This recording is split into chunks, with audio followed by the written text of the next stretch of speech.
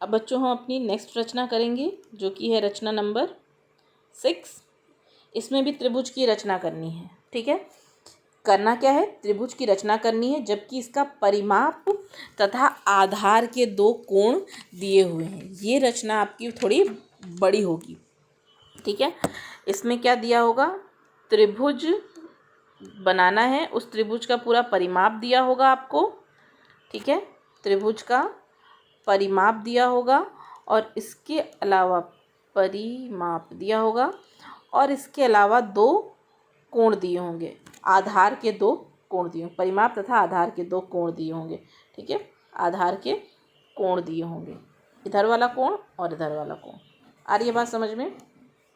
ठीक है, तो अब एक क्वेश्चन के थ्रू इसको सॉल्व करने की कोशिश करते हैं। ठीक है, क्वेश्चन क्या है, हमें एक त्रिभुज की रचना करनी है जिसका परिमाप कितना है, परिमाप कितना है 9.5 सेंटीमीटर और आधार के जो कोण हैं वो कितने डिग्री के हैं, एक कोण 60 डिग्री का है और एक कोण कितना है 45 डिग्री का है। इसकी हेल्प से हमें एक त्रिभुज की रचना करनी है। ठीक है, परिमाप कितना है त्रिभुज का 9.5। अब इन 9.5 से हमें 3 भुजाएं बनानी होंगी। ठीक है, और कोण कितने का है 60 डिग्री का। ठीक है, ये थोड़ा बड़ी रचना है तो इसको आप ध्यान से देखिएगा कैसे कैसे मैं कर रही हूँ। ठीक है, चलिए शुरू करते हैं। सबसे पहले इन्होंने कहा था कि 9.5 सेंटीमीटर। ठीक, तो हम क्या करेंगे, स्केल से 9.5 सेंटीमीटर की एक लाइन ड्रॉ कर लेंगे। ठीक है, जिसको हम नाम दे देंगे x और y। ठीक है, 9.5 सेंटीमीटर की एक लाइन ड्रॉ कर लेंगे। अब इसके अलावा इन्होंने क्या कहा था कि 60 डिग्री का कोण बनाना है और 45 डिग्री का। तो हम x पे 60 डिग्री का कोण बनाएंगे और y पे कितने का 45 डिग्री का। 60 डिग्री का एंगल सबको पता है, प्रकार की नोक यहाँ रखिए, इधर चाप लगेगा, यहाँ पे प्रकार की नोक रखेंगे जहाँ दोनों एक दूसरे को कट कर रहे हैं, इधर चाप लगेगा, सीधे दोनों चापों को कट करती हुई एक सीधी रेखा खींच देंगे, ये हमारा 60 डिग्री का एंगल बन जाएगा। वाई पे हमें कितने डिग्री का एंगल बनाना है 45 डिग्री का। 45 के लिए हमें क्या करना पड़ेगा, पहले 90 का एंगल बनाना पड़ेगा। 90 का बनाने के लिए वही प्रकार की थोड़ा डिस्टेंस लेंगे, एक चाप यहाँ लगाया जाएगा। ठीक है, एक चाप इधर, एक चाप इधर, फिर प्रकार की नोक यहाँ रख के ऊपर एक चाप, फिर प्रकार की नोक यहाँ रख के ऊपर एक चाप, ये सीधी लाइन बन जाएगी। 90 डिग्री का एंगल बन गया। अब 90 की हेल्प से हमें क्या बनाना है सॉरी 45 का बनाना है। ठीक है, 45 का एंगल बनाना है तो प्रकार की नोक यहाँ पे रखी जाएगी।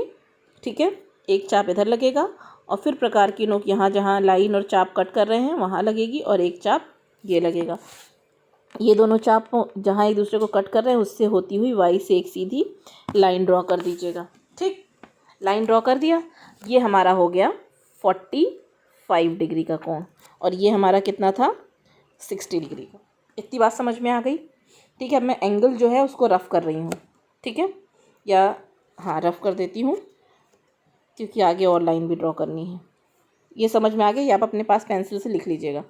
ठीक है, अब ये जो 60 डिग्री का आपका एंगल है इसको आपको छोटा करना है। ठीक है, आधा करना है, 60 का आधा करना है 30 डिग्री का और 45 का आधा 22.5 डिग्री का एंगल बनाना है। ठीक है, क्या करा जाएगा, प्रकार की नोक यहाँ रखी जाएगी, एक्स पे 60 बना है तो 60 का आधा 30 किस पे बनेगा एक्स पे, प्रकार की नोक यहाँ रखा जाएगा, इधर चाप लगाया जाएगा, फिर प्रकार की नोक यहाँ रख के यहाँ चाप लगाएंगे, ये दोनों चाप जहाँ एक दूसरे को कट किए एक्स से होती हुई एक सीधी लाइन ड्रॉ कर देंगे। ठीक है, ये हो गया।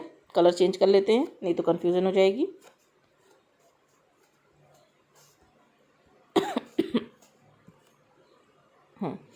अब 45 से हमें 45 की आधा डिग्री का कोण बनाना है। 45 का आधा कितना होगा 22.5। अब प्रकार की नोक यहाँ रखी जाएगी और यहाँ रखी जाएगी और इधर कोण बनेगा। प्रकार की नोक यहाँ रखेंगे, एक चाप इधर लगेगा, प्रकार की नोक यहाँ रखी जाएगी और एक चाप यहाँ लगाया जाएगा। ठीक है, अब ये दोनों चाप जहाँ एक दूसरे को कट कर रहे हैं उससे होती हुई वाई से एक सीधी लाइन आपको ड्रॉ करनी है। स्केल से ड्रॉ करिएगा, सीधी होनी चाहिए। ठीक है, ये तो आपकी लाइन ड्रॉ हो गई। हमें ट्रायंगल बनाना है, ध्यान दीजिएगा। 9.5 सिर्फ ट्रायंगल का परिमाप दिया हुआ है। आ रही है बात समझ में? इन लाइंस को आगे बढ़ा दीजिएगा पूरा, ठीक है। लाइन आगे बढ़ गई। अच्छा, इसको मैं रेड कर दूं, नहीं तो कन्फ्यूज़न हो जाएगी आपको।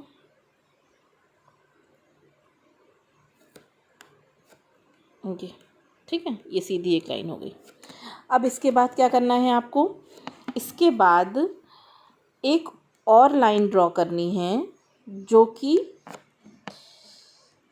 हमें किसका किसका, ये और ये लाइन जहाँ पे एक दूसरे को कट कर रही है, रेड वाली लाइन और ब्लू वाली लाइन जहाँ एक दूसरे को कट कर रही हैं, इनका हमें समद्विभाजक खींचना है, यहाँ से यहाँ तक और इसका यहाँ तक। समद्विभाजक का मतलब होता है बच्चों, एक सीधी रेखा, ठीक है, उसको दो बराबर भागों में डिवाइड करना। तो एक सीधी रेखा है, प्रकार की नोक यहाँ रखेंगे, ऊपर नीचे चाप लगाएंगे, फिर प्रकार की नोक यहाँ रख के ऊपर नीचे चाप लगाया जाएगा। दोनों चाप एक दूसरे को जहाँ मिला देंगे, ठीक है, वो क्या होंगे, इस रेखा को दो भागों में बांट रहे होंगे, समद्विभाजित कर रहे होंगे।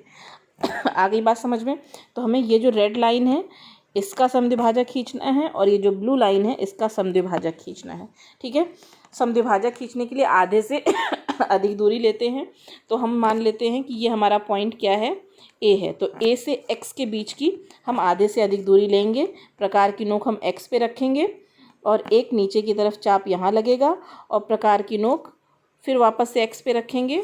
इसको मैं रफ कर, फिर से प्रकार की नोक एक्स पे रखेंगे और उसी से सेम दूरी से चाप एक यहाँ लग जाएगा। फिर वापस क्या करेंगे, प्रकार की नोक ए पॉइंट पे रखेंगे, उसी दूरी से एक चाप ऊपर लगाएंगे, फिर प्रकार की नोक ए पे रख के उसी दूरी से एक चाप नीचे लगाएंगे। ये दोनों चापों को मिलाती हुई एक सीधी लाइन ड्रॉ करेंगे। वो जो सीधी लाइन होगी वो रेखा ए और एक्स को दो बराबर भागों में डिवाइड कर रही होगी, ठीक है। इतनी बात समझ में आ गई? अब आगे करते हैं।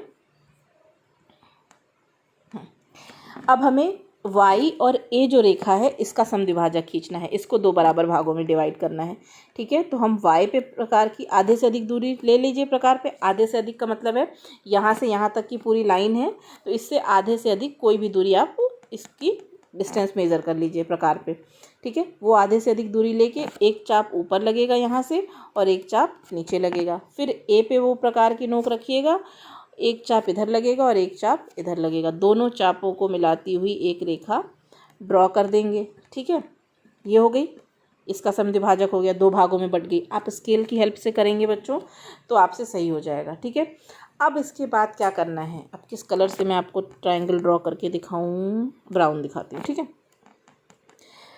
अब ये जो रेखा है हमारी, ये दोनों चाप जो एक दूसरे को लाइन कट कर रही है, ये हमारी हो जाएगी बी और सी रेखा, त्रिभुज का बी सी पॉइंट हो जाएगा। अब बी से ए को मिला दीजिए और ए से सी को मिला दीजिए। तो ये जो हमारा ट्रायंगल बना, ये हमारा अभीष्ट ट्रायंगल है, जिसका परिमाप अगर आप मेज़र करेंगे तो 9.5 सेंटीमीटर ही आएगा। मतलब कहने का क्या है, हमारे कहने का मतलब ये है कि अगर आप इन तीनों रेखाओं को ए से लेके बी तक, बी से लेके सी तक और ए से लेके सी तक, इनको अलग अलग नापें और जब जोड़ेंगे तो 9.5 सेंटीमीटर ही आएगा, जो कि इस पूरी येलो वाली लाइन की XY लाइन की लेंथ थी, ठीक है। आ रही है बात समझ में? बार बार इसको ड्रॉ करिएगा, बनाइएगा और अगर कोई डाउट होगा तो फिर मुझसे पूछ लीजिएगा। एक चीज़ और, आधे से अधिक की जो दूरी मैं कह रही हूँ आपको लेनी है, तो ये लाइन है, ठीक है।